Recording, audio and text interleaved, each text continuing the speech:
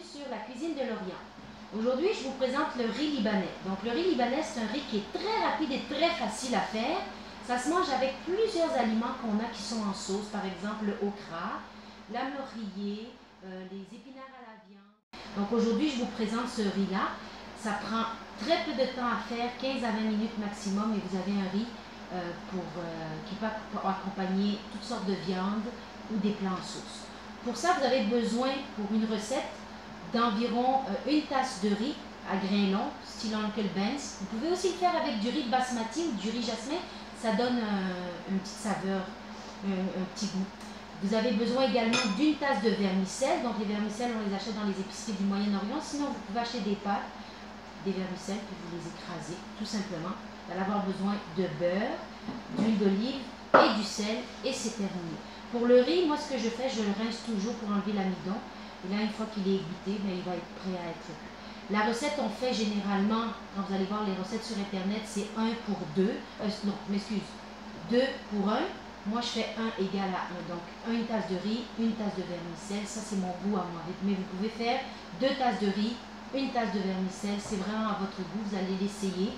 Si vous aimez plus les vermicelles, vous en mettez plus. Si vous en aimez moins, vous en mettez tout simplement moins.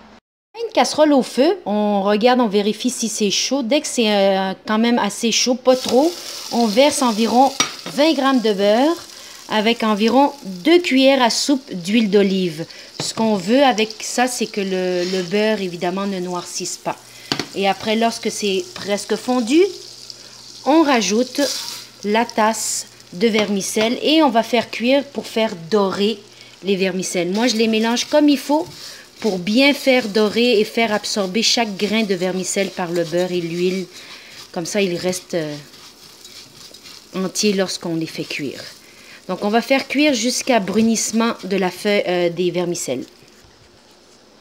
Donc, on voit que les vermicelles sont en train de brunir tranquillement. Ça prend environ 3-4 minutes. Donc, quand on arrive à un brunissement assez foncé, on peut rajouter à ce moment-là le riz avec l'eau. Donc, pour chaque tasse de riz, c'est 2 tasses d'eau. Pour chaque tasse de vermicelle, c'est 2 tasses d'eau. Donc, aujourd'hui, j'ai fait une tasse de riz, une tasse de vermicelle. Je vais mettre 4 tasses d'eau au total. Et là, on mélange le riz avec les vermicelles. À ce moment-là, on baisse le feu, évidemment, complètement.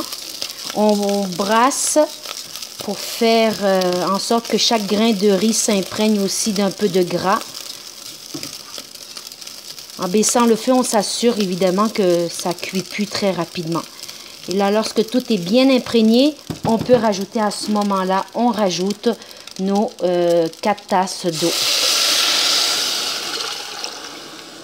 Et un peu de sel au goût.